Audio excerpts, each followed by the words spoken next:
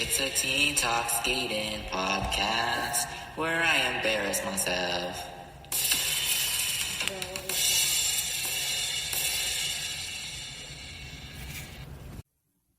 Hello, and welcome to episode number 29 of a teen talk skating podcast. My name is Van Gogh, and this week we have a very mixed episode. There are tons of different things going on in this episode because I'm a mess, the skating world is a mess, and everything is a mess. I hope you all are doing very, very well. School started again for me, and it was okay. I guess you could say that maybe. Um, yeah, I forgot how awful school was, but anyway, not as awful as the tier list in this episode. Anyway, I hope you guys are all doing well. This episode is very, very fun because it is our first major competition of the season, in my opinion. And then I'm also going to talk about tier listing because I love tier list and I don't know why. But anyway, time for your little program of the week. Yes, that's what it's called. Yeah, and this program, I'm sorry. Anyway, I'll let Van Gogh of the future talk about the program of the week. Is that okay? Probably. Yeah. Okay.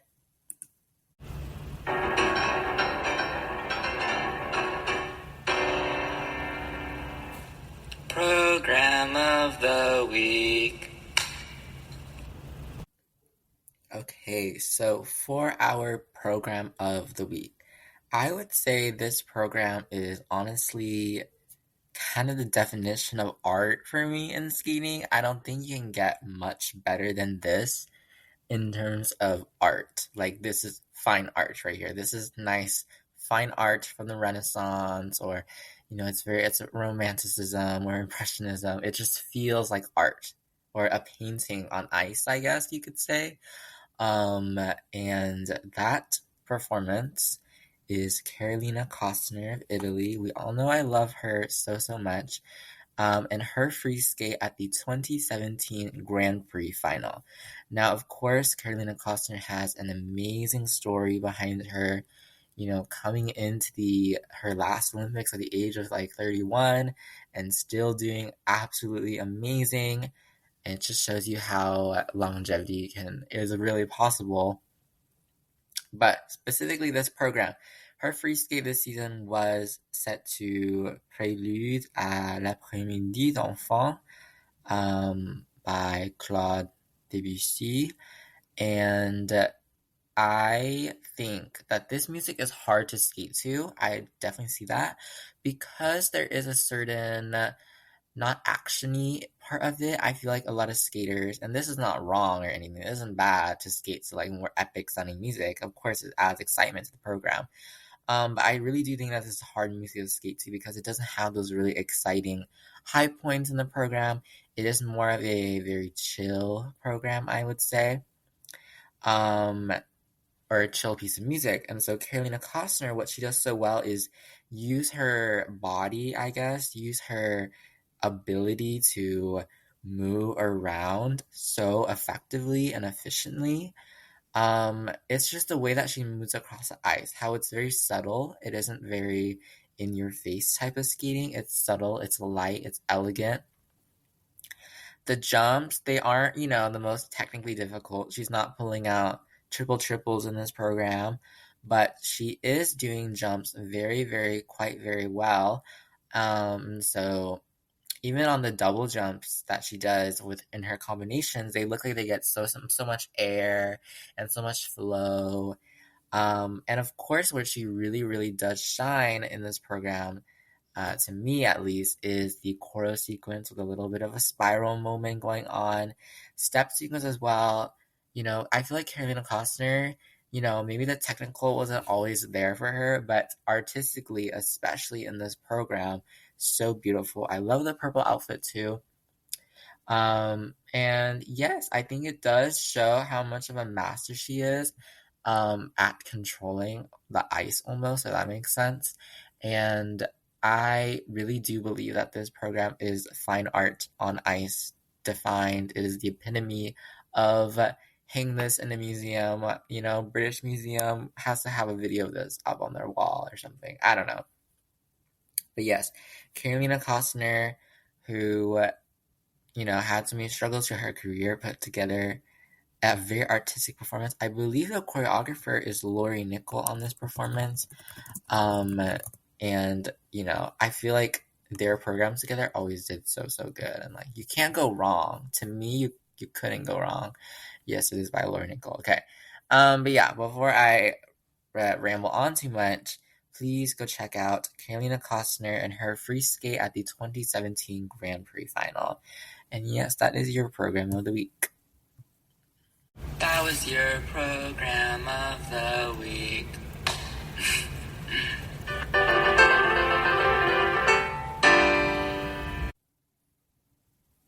Okay, now it is time for our main episode.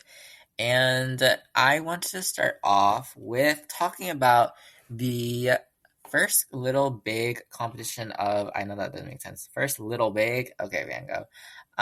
But the first kind of, I would say, major international that's kind of happened. It is not a Grand Prix, but it is a very notable event for this early on in the season, and that is the Challenger Series Cranberry Cup. Now, at first I thought, like, why the cranberry cup? Like, what is with the cranberries? Like, I love cranberries. I've never had a fresh one. I've only had a dried one. Um, but I love cranberries, as much as anyone else. But why cranberry cup? And I believe because I'm so interested in this. But I believe what happened is like in the area, in this Boston area, Massachusetts area, where they grow a lot of cranberries, I believe, and that's why it's called Cranberry Cup. Very cute name for a very, very chaotic competition because, oh my gosh, what happened with this competition? Now, it did happen last weekend, but it hadn't finished by the time I recorded last weekend's episode, so that's why I am talking about it now. So yes, not the latest news, but I tried my best, okay? But anyway, what was this competition? I literally wrote that in my notes, question mark, question mark, question mark. It was very early season, wackadoodle chaos. I don't, there's no words to describe how much I felt about this, like how shocked I was when I saw the results and like who, like what, like yes. Now something notable about this Cranberry Cup event was that it was only men's and women's singles.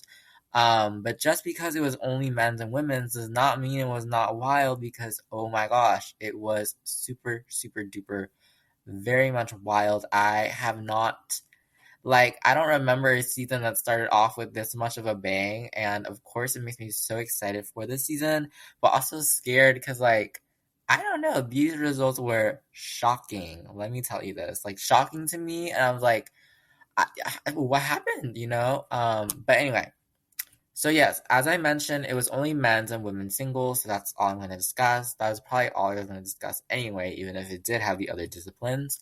But we're going to actually talk about juniors for a second. I know, crazy, crazy, crazy.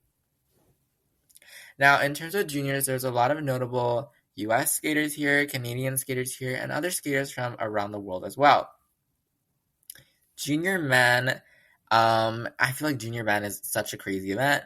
Yan Hao Lee of New Zealand won with a score of 230.54, which is major and would have like won him a medal at last year's Junior Worlds and everything.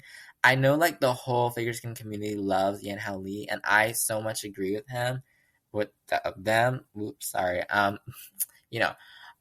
Brandon. Anyway, I love how he's like representing New Zealand and like I don't know, he has this whole story and everything and like he's just like dominating right now. I know everyone is in love with how he skates because his skating skills are clean, clean, clean. But yes, Yan Lee won here, and that's obviously major. Like, okay, okay, okay, okay. Jacob Sanchez from the US was the top US man here. Now, we did see quite a lot of Jacob Sanchez last season. We saw him at the Youth Olympics. I believe he went to Junior World as well. And he became the top US man here with a second place overall with a solid, solid score of 218.21. Grayson Long of Canada was in third place overall. But I love who from Canada? Anthony Parody, and he placed fourth here. He was third in the short program. He did become fourth overall, but I love him and his Conan Gray program. I love him and his style and his like art on the ice. He is like the younger version of Jason Brown to me, and how like expressive he is on the ice. And he even attempted a triple axel here in the free skate. He didn't land it cleanly, but he did attempt it, which is very interesting because he did not have it last season. He did not put it in his program. So it's interesting to see how Anthony Parody is upping his technical content. And of course, I don't usually talk a lot about juniors, but I do watch some juniors, and Anthony Parody is definitely a name everyone should be looking out for because I love his skating so much. Okay, junior women, again, like I had no idea who these people were, but like, okay. But junior women, the winner was her name, Amelia Nemirovsky. Very sorry if I said that wrong. Um, I had no idea who she was prior to this competition, and she had just put her name on the map. She won with 180, around that. And I had no idea who she was, but like obviously she's good. Logan Higasi Chen was in second place, and Mia Collin with her quad toe was under rotated in the free skate, but she got third overall here for her. Third overall for her here. Okay. But yes, again, who are these names? I have no idea. Amelia Nemirovsky, who she was, but I'm very excited to see the US especially is like doing so well in juniors. I feel like that I'm very excited to see what is going on with that. Anyway, those were the juniors. Now the seniors were a whole different story because I have never seen such a wacky seniors event in August, okay? Like usually August events are a little smaller, and the people who win are usually the ones you think will win. But you know what? Like that did not happen at all, and I don't have any words, okay? Um it was more confusing than the math notes that I did today in math class. Um so yeah, senior men. We're gonna start with senior men. Again, what happened to senior men? Who knows? I know the men are menning already. I saw that a lot on Reddit. It was super funny. The men are menning. So yes, they are completely, I don't know. Okay, so I want to talk about some non-top three names that are so relevant. Tomoki Hiwatashi was a very devastating competition for him here. He was second place at the short program. He was a really good, place to stay on the podium, even make it first, maybe. So he was second in the short, but he actually placed 11th in the free, and it actually dropped him down to 11th place overall. So it was a really good short program. He actually got 84.40 for it, but the free skate, he only got 106. So, devastating competition for Tomoki Hiwatashi. I feel like he has been around for a while now. And he's just one of those US men who I think are really waiting for that big moment. And I really hope that he does get that. Especially if you can put a good short together, which he did have here with a very good free as well, or at least a free with, one or two minor mistakes. Especially since the US men now, of course, we have Ilya Malinin at the top. I feel like Jason Brown is at the top too. And then it really does feel like, at least currently for me, that third man or that fourth man is a little bit more unknown right now. And I definitely think Tomoki Hiwatashi could be that third or fourth man if he becomes more consistent, which he did show here in the short, not in the free, but I believe in him. I believe in all the US men. Another notable US man is Yaroslav Panio, and he actually got an international assignment for once because the USFS said, hey, you know what? You can have an assignment this year. We all know him with his fun I believe, Elvis program last season. I don't know if he's still doing it. I think Yaroslav Panyo is one of those skaters who has his own flair on the ice, and it's super fun to watch. His jumps aren't the most consistent. He does have a quad flip, which is very major, obviously. Not the most consistent, but he has that funk and that fun on the ice that I feel like sets him apart from the other skaters. It makes him very unique. He goes for these very fun, crowd-pleasing programs. I feel that's great. But he did place 8th overall here, which, could be a little better, but still good, especially with that quad flip. Now, from Canada, I said like Canada, I don't know. From Canada, we had Roman Sadowski, who became 6th overall with a actually pretty good score with 224.70. Roman Sadowski, last season was a big struggle. Travel and everything was a mess for him. We all felt terrible. But this is one of his better competitions in recent seasons with a score of 224. He actually won the components in the short program, which I definitely think are fair. He is an amazing skater. Some of the jumps in both, I believe in both of the programs, were just a bit under rotated. But, I think at least most of them were not popped. And I definitely have seen that from Roman Sadowski a lot, that he tends to pop his jumps. But this competition was pretty good. He didn't pop as many of them. I'm a huge fan, honestly. Like, I really do think his style of skating is very pleasing. The jumps, whatever. He is a really good artist, and I really want him to do well. And this seems like a pretty good start for him. Is again, one of his better competitions in recent seasons. So yeah. So he was in 6th, and then 5th place was Andrew Torgashev, and 4th was Camden Polkinen. Again, I really do feel like Andrew Torgashev and Camden Polkinen, they are with Tomoki Watashi and Yaroslav Panyo. They are part of that middle pack of US men who I feel like are constantly trying to battle it out to see like who is that third man or fourth man that the US can really rely on. Now, another man who is in that pack, but who plays top 3 here, was Jimmy Ma. I feel like we haven't seen Jimmy Ma's name around for a while, but Jimmy Ma came here. He said hi, and he showed up. Like, whoa. With Jimmy Ma, he placed 7th in the short, actually, with a ball on his quad toe, but he actually ended up placing 2nd in the free skate with a relatively clean program, except for 2 jump errors at the very end. But, Jimmy Ma, again, another name, another man who isn't so consistent, who is, again, in that middle pack of US men. Maybe he's making his statement here. I have no idea.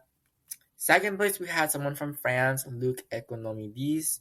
I have not seen a lot of his skating before, so I can't really give you a general overview of how I feel about him. I believe he went to Worlds last year. I don't remember how well he did, but, he came here, he got 2nd, which is really good for him. He has 2 Grand Prix this season. Okay, he was 21st at Worlds. Okay. So I feel like he is more up and coming. I know France and their men right now, pretty competitive, especially with Adam Shaolin-Fa, of Kevin Amos, and a bunch of things. But I have to say that the biggest surprise of the whole event for me was Mr. Lucas Broussard. I'm very sorry if I said that wrong. Lucas Broussard of the US, who we did see on juniors 2 seasons ago. He did super well there. I remember him placing junior Grand Prix final. I believe he did good at Worlds, junior Worlds that year. Now, but last season, he tried to move up to the senior level. I believe he got a Grand Prix. I believe it was Cup of China, and he got 12th there, I believe. So, and we haven't seen him since. So, maybe a bit of struggle going on from that last season. But here, it seems like he's left that completely behind. He placed 1st here. So, where did you come from, sir? Like, what? So he actually beat his personal best by 26 points.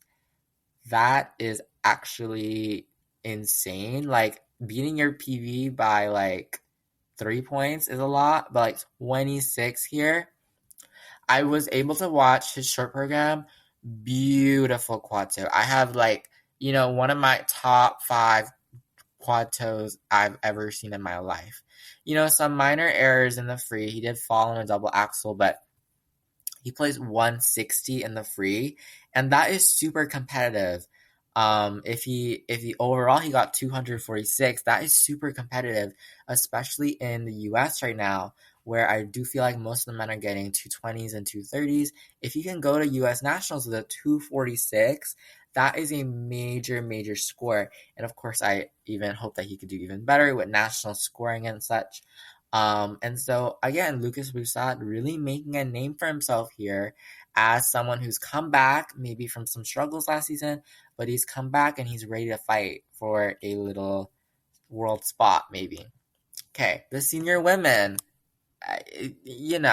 also kind of chaotic. So again, some non-top 3 names. Maddie Skeezes of Canada was in 6th overall. Kind of a bad competition for her, but it's okay. I really do enjoy her skating. And I know I say that about everybody, but I love Maddie Skeezes skating because I feel like she gives a little sassiness in her programs, like she did West Side Story, or she puts a little emotion in her program, like when she did Madame Butterfly. So some, errors here. She did fall on a layback spin in the free, which, is very unfortunate. She has had successes in the past, which I think is so important to know. Last year's Ski Canada was good for her. The Olympic team event was good for her. So, consistency is not the best, but Maddie Skeezes is someone who has proven herself to be one of the more competitive skaters who has jumps that if she puts them together and puts them together cleanly, she is a threat, I do feel like. Star Andrews in 5th here from the US again. Such a performer. I enjoy Star Andrews' performances so much. The jumps, again, they're not always there, and she doesn't have the most, technical jumps, but I love her skating because she puts emotion onto the program. She did have a fall, some under rotations. But I'm excited to see where Star Andrew kind of goes from here. Because I do feel like her name has been around for a while, but she's just getting better and better at performing each season. So I hope that they keep on continuing to award her for her components, even if the technical side might not be there. From South Korea in 4th place, we had Ah Sun Yoon. Last season was a bit difficult for her results-wise, but a 4th year with 185 is pretty good for this early in the season. No pops, no falls, some quarter and edge calls, but very, very good. Now, the top 3, I literally put in parentheses what happened, and I think that is quite the definition of what happened in the top 3 here. The top 3 for senior women may or may not shock you. Yeah, yeah, yeah. But in 3rd place is Isabeau Levito. I definitely don't think this is actually I don't want to doubt her abilities or anything. Isabeau Levito has proven that she is a fighter. Even if she struggles, she becomes even stronger from that. Obviously, it is August, and August competition, it's brand new. The season just started, such like that. Isabel Levito in 3rd, though. We know who she's a huge fighter, especially when it comes to that later half of the season at Worlds. Some mistakes here. She under-rotated. She missed a combination in the short, but then she put on a double toe to her flip. She got an invalid spin, popped a jump. She actually placed 2nd in the short and the free, but 3rd overall. And she actually still did win the components here, which we always know is really good for her. Isabel Levito, I definitely feel like right now she is really, really good at the component score. And so that really provides her with a nice pillow or a cushion when the technical score may not be so good. But again, Isabel Levito is a huge fighter. I honestly think that she will still be dominant in this season. I don't think this 3rd place result is really shocking, too shocking or too alarming, or I don't want to doubt her at all. I just think that she like a lot of other people have said, is that she is a more of a later season skater, which definitely makes sense to me. With her Worlds performance last year was amazing. Yeah, I don't think she's a later season skater, if that makes sense. So maybe the first half, maybe not so good, but it's okay. Second place is a name who, I have not seen around a lot, but that's how it is with US women at this point. It's like, who are you and why are you here? You're so amazing, but like, where you come from. But that is Elise Lynn Gracie. I do remember her. I believe they sent her to Four Continents last season, but I literally cannot like I like who yeah. But Elise Lynn Gracie, amazing performance here. She plays first in the short with a perfect program. Now, she did have some jump errors in the free skate. She downgraded her double sal cal. She stumbled on some jumps as well, but it's okay. To me, I haven't seen enough of Elise Lynn Gracie to really form a huge opinion on her so far. To me, I don't really know what to make of her necessarily. Such a huge surprise, and she's really, again, another person who is putting her name forward for like, hey, I'm here too, guys, do not forget about me. And that is such, the US women right now are actually insane, and I'll discuss it a little later. Sorry. Now in first place is Miss Sarah Everhart. Who? Now, we last saw Sarah Everhart at US Nationals last year, where she placed a very shocking 4th in senior women. We had no idea where she was really coming from, who she is, but she came in here, she came to US Nationals, she placed 4th there. With, very good, technically very good programs. Jumps were solid. And I really do think she was trying to prove that she is not a fluke. And that, US Nationals was not a fluke. Like, I can do that one time, I can do that a second time, and, hopefully she can continue doing that. Very good at her jumps. The only really mistake she had was a quarter on her triple toe in the short. Sarah Everhart. What do I say about Sarah Everhart? Technically, she is excellent. It really solidifies her as one of the top US women this year, I do feel like, heading into the season, looking ahead at who the US women are, who we're going to see. She is one of the top right now, in my opinion. And if she can continue this consistency that she's really found these last 2 big competitions we've seen her, I could see her going to Worlds. I could see her maybe even going to the Olympics. US women, what? That's what I wrote. Because US women right now, based on this event and what we know about other skaters, like, oh my god, like, we haven't even seen Amber Glenn yet. We haven't seen Alyssa Liu make her comeback yet. I believe Ava Marie Ziegler is out due to injury, which is really unfortunate. And, maybe if she comes back, just US women in general, I have no words for it. I think US women is wild right now. But it is an early competition, Cranberry Cup. It happened in August, but it was very, very crazy for this early. I'm really hoping like this season is not going to give me a heart attack, because I really see that happening somehow. Is like I get a heart attack from this season, because I feel like so many things could go wrong, so many things could go right, and so many things could go wrong. So many things could happen this way or that way. Someone could win shockingly. Like, I don't know what's going to happen, but like, that's what you sign up for when you become a fan of the sport. Like, you strap yourself in on the roller coaster of figure skating, the roller coaster of, oh my gosh, how did my favorite not qualify to the free skate kind of thing. And so yeah, Cranberry Cup. Anyway, tier list time. Now look, I just wanted to do something fun to get away from all the chaos of figure skating, of school. I'm kidding. Sometimes I wasn't. Anyway, tier listing. And I just had to do a tier list on Warhorses because I love talking about Warhorses. So again, a Warhorse is just a piece of music that is used very, very often in figure skating. We always hear it all the time. We can't get rid of it. Every skater skated to it, kind of thing. I haven't put every Warhorse. I try to get really the major things, the major Warhorses that I know and that I kind of Googled up, like, okay, which ones are missing? Stuff like that. Also, I'm doing a tier list on a Google Doc, okay? Like, I didn't know how to make the real one. So, there we go. But if you want to play along, I will name all the things. So the top tier number 1, the S tier, I guess, is called Perfectly Clean, baby. And that's when the skater has a perfectly clean program. They break down in tears at the end because it was amazing. In the second position, or the A tier, I guess, is just that one jump. And that's when the skater just made like one minor mistake on one jump. Third, or the B tier, is called Ice is Slippery, and that's when, ice is slippery. Fourth, or the C tier, is called Crash into the Boards, when the skater, whoopsies, they kind of crash into the boards on a jump, or their crossovers.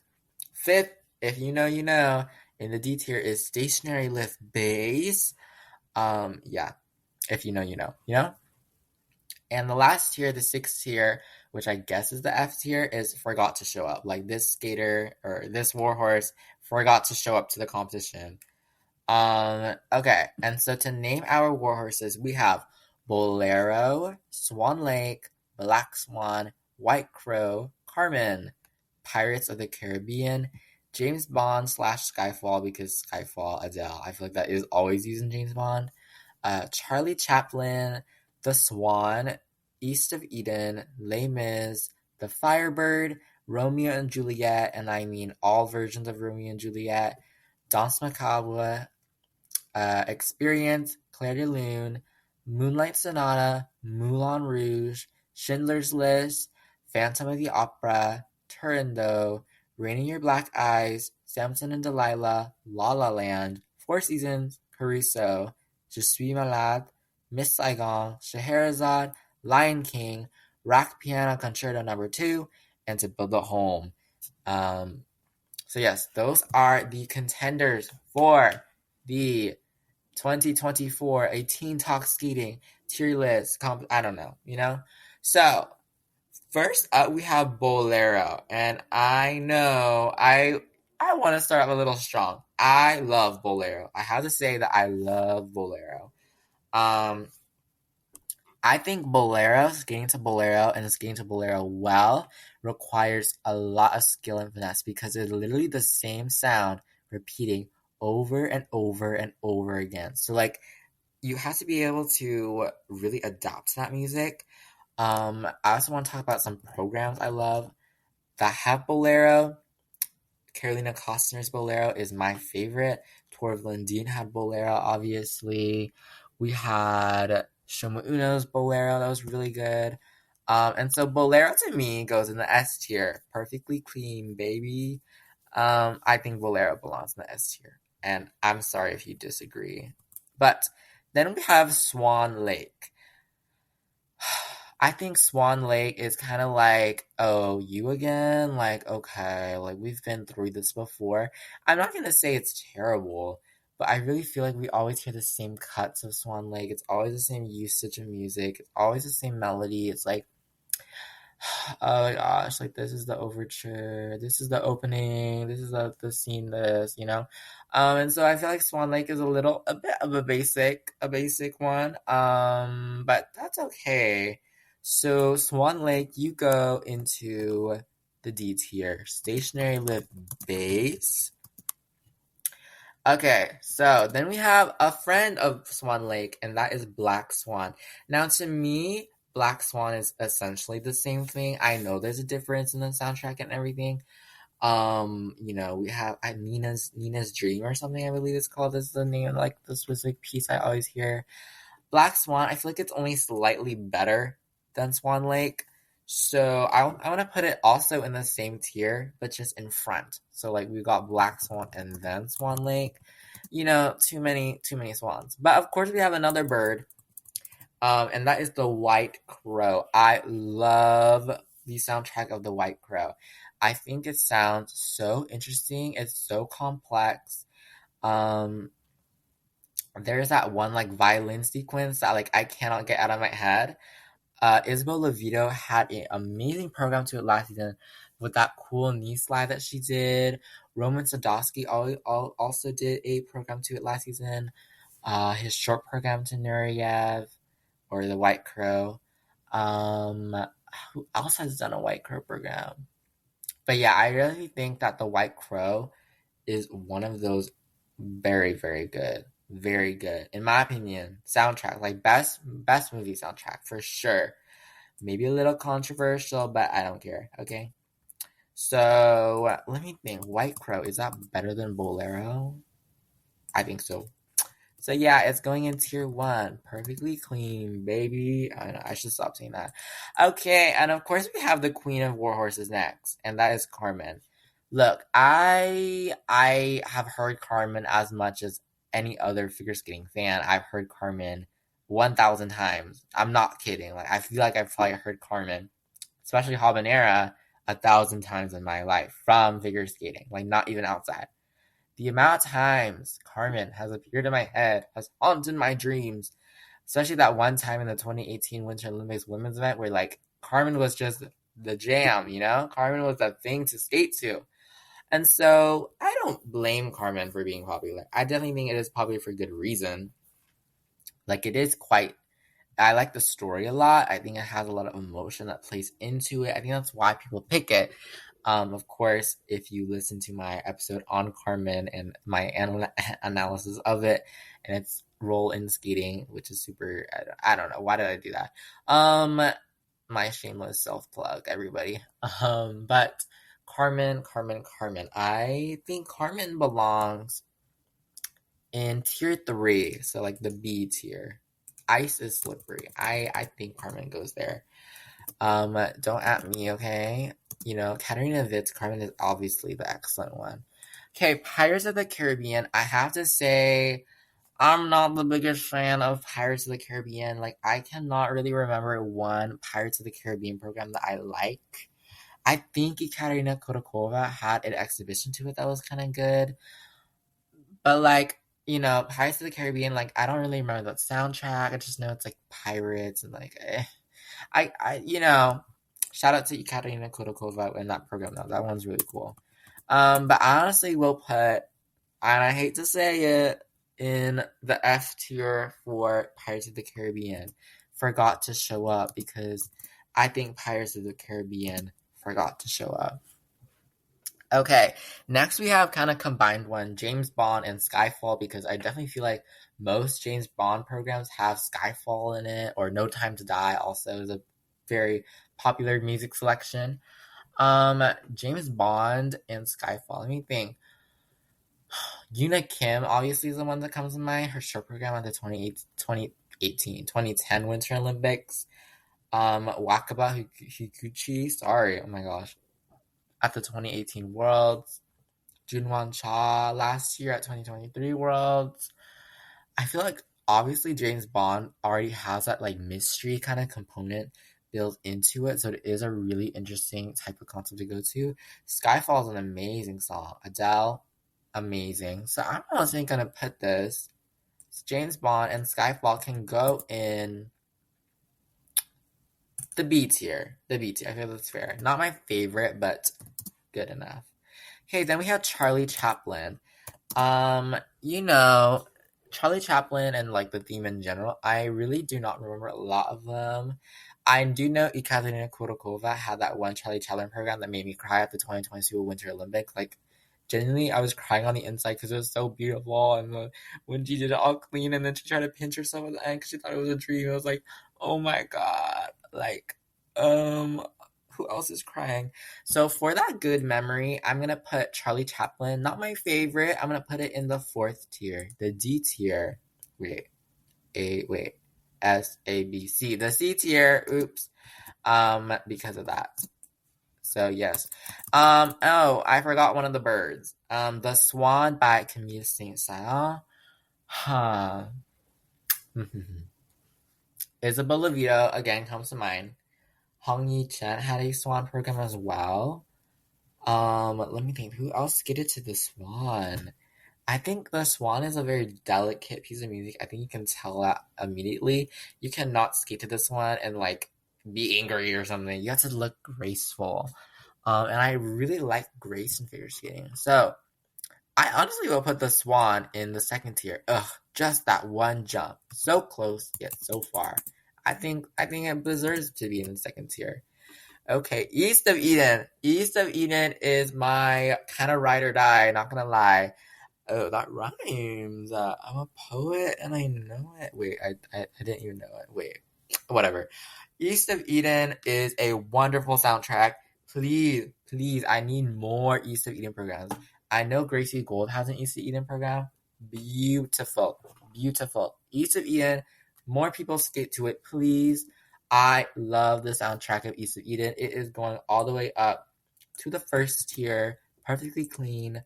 I'm gonna put it after the White Crow. Okay, Les Mis. Okay. What do I have to say about Les Mis? Not much, not gonna lie. Yeah, what program of Les Mis do I like? Les Mis. Who has a good Les Mis program?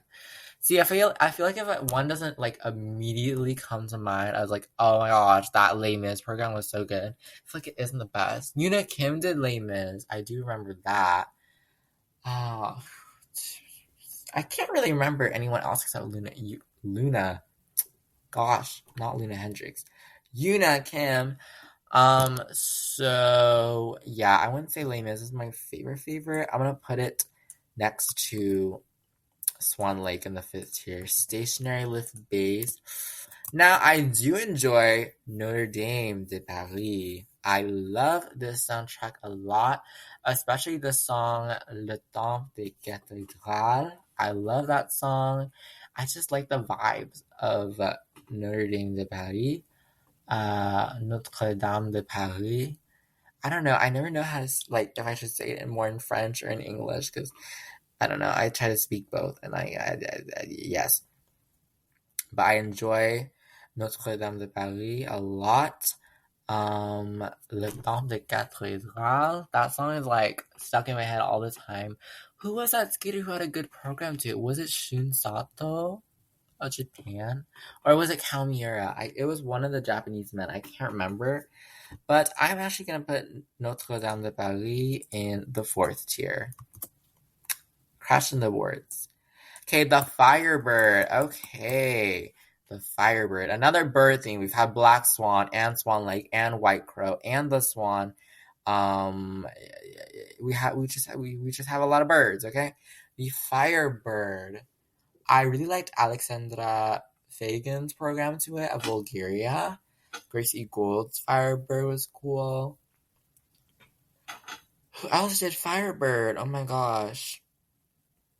I'm totally blanking. This is like more of a test of my skating knowledge than like tier listing. Okay. The Firebird. Who did it? Oh my gosh, I'm such a failure. Okay, the Firebird, I have good memories of it, so like I want to put it in the 2nd tier. After this one. Okay. Let's get, oh my gosh, we still have like a whole list, a whole page. Okay. Romeo and Juliet, and I mean all types of Romeo and Juliet. I know there's one from Nino Rota, there's one from Prokofiev, there's multiple Romeo and Juliet. I'm talking more about the theme of Romeo and Juliet in general. I remember Guignard Fabry have a program to it. Who else has done Romeo and Juliet? I think Juan Cha did a Romeo and Juliet. Didn't Dennis Vasillas do his Romeo and Juliet in the Olympic season 2? Now, I don't feel like the story of Romeo and Juliet is bad or anything, but I definitely feel like it is a little harder to translate to the ice, if that makes sense. So for that reason, and I don't know, I don't really enjoy too many programs with it, I'm going to put Romeo and Juliet in the 5th tier. Stationary lift bass, I'm actually going to put it in front of Black Swan. Okay. Then we have Danse Macabre. Yuna Kim. That's all I can think about. Yuna Kim skated to this. I believe Tara Prasad of India skated to it too. I like that program too. So you know what? The Dance of Death is so alive. You know what? Yeah, exactly. The Dance of Death. What? I'm gonna put it in the 3rd tier. Okay, Ice is Slippery. Experience by Ludovico Einaudi. Okay, we all know this is the one song. And also, I do want to add on Experience and the song Circles, which is based on the music of Experience. I do like Experience, I have to say. Olga Mikutina has an amazing program that has experience in it. It was one of my favorite programs in the Olympic season that year. And then when she performed it at Worlds 2021, magical experience. I remember Eliska Brezinova has a program with experience and circles in it. So you know what? Experience, I was trying to make a joke. Let me think. I don't have no job experience, but I do like experience. Haha. He's so funny. I'm kidding. Bad jokes all day long on this podcast. Experience can go into also the third tier. Actually, the fourth tier. I'll just put at the top of the fourth tier. Then we have Clair de Lune by Debussy. I think Clair de Lune is beautiful. I have to say, I think it takes a lot of fragility to skate to Clair de Lune. We had Shoma Uno's I Love You Kung Fu / Clair de Lune. That was beautiful. We have, I know Carolina Costner did an exhibition of Clair de Lune, and we all know, of course, it's beautiful. Clair de Lune. Who else has done Clair de Lune? Clair de Lune, Clair de Lune, Clair de Lune, Clair de Lune.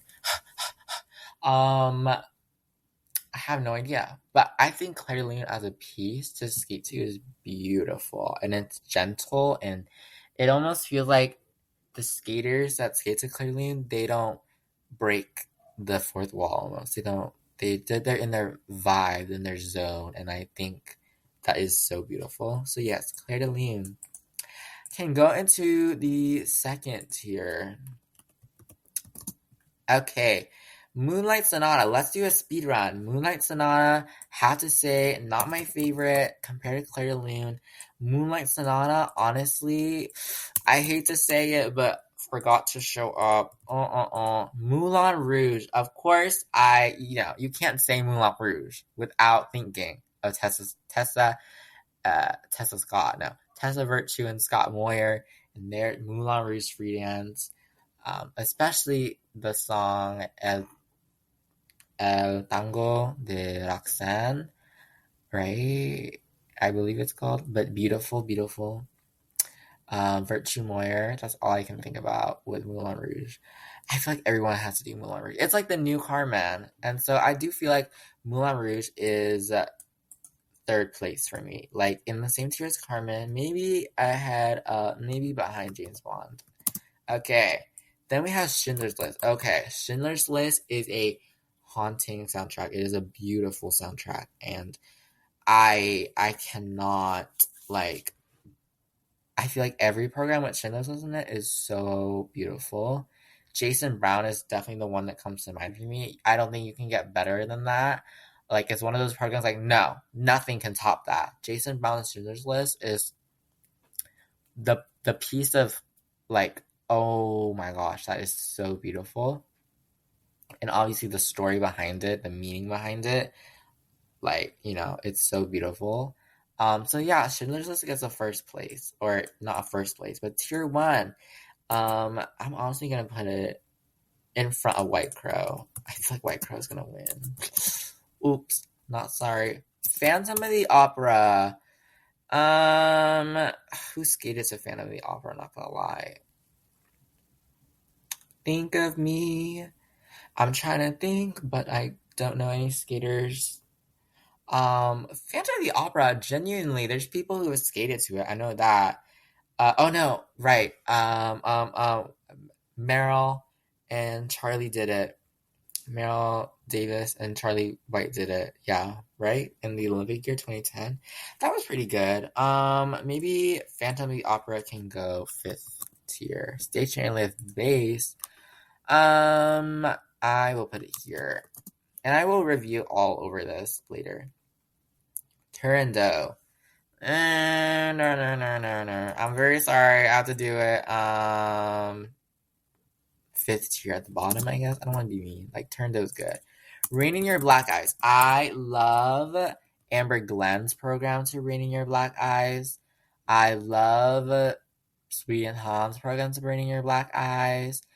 Didn't Papadakis and Cicerone did have one too? So I think Rain in Your Black Eyes, because it is very piano music, and I like the build-up. Dun, dun, dun, dun, dun, right? I like the build-up of Rain in Your Black Eyes. So Rain in Your Black Eyes can go Second tier. There we go. Samson and Delilah. I don't remember really many programs that I like. Gabrielle Dialman has a Samson and Delilah program. Gracie Gold has it. I'm gonna put it third tier. Well, I'm gonna put it fourth tier. La La Land. Okay, La La Land. La La La La. Ooh, I do like a lot of songs from La La Land. Another Day of the Sun is great. So is City of Stars, Audition. Gingham Fabry have La La Land. That was beautiful. Kazuki Tamona, that one always cheers me up too because it's so fun. Alexia Paganini has one too. You know what? La La Land? I didn't think this was, you were gonna do it, but second tier? I'm gonna put you second tier. Okay, then we have Four Seasons. I am not a huge fan of Four Seasons. None of the Four Seasons are really like eye popping to me. So like sixth tier. I'm sorry. I'll put you at the top. I'm sorry. Forgot to show up. I'm so sorry. Four Seasons. Caruso. Okay, we have our two Lara Fabienne masterpieces, Caruso and Je suis malade. Caruso. I think Caruso belongs in because I really like Luna Hendricks' program to it. And I liked Gubanova's was really good too. Caruso can go into third tier. Je suis malade is a little, I'd rather listen to Caruso. So Je suis malade can go in the fourth tier. I know I'm going fast, but just my opinion. Miss Saigon. Ooh. Marina Gosu. Ooh. Marina Gosu's program too was really good. Who else did Miss Saigon? I can't remember. Marina Gosu though. That epic moment. Maybe not the most epic, but like I will still put it in epic. So like third tier for Miss Saigon. Let's put it there.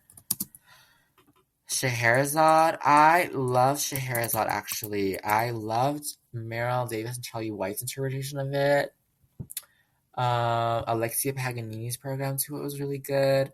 So Scheherazade can go in also the third tier.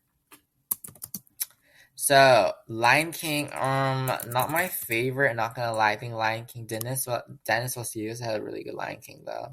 So that saves it from the sixth tier.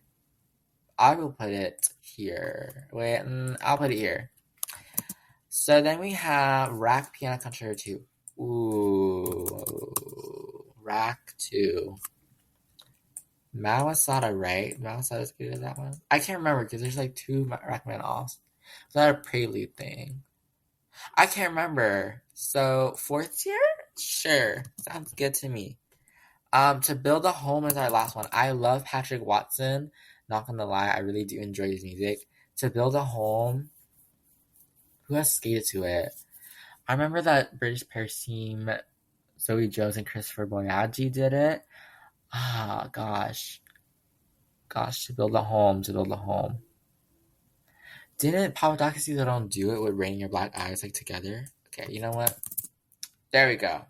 I'm gonna put this fifth tier, top of fifth tier. Okay, so our winner is White Crow, followed by Schindler's List, Issa Eden, Bolero. Second tier, Claire de Lune, The Swan, La La Land, The Firebird, Rain in Your Black Eyes. Third, Caruso, Carmen, James Bond / Skyfall, Moulin Rouge, Miss Saigon, Scheherazade, Danse Macabre.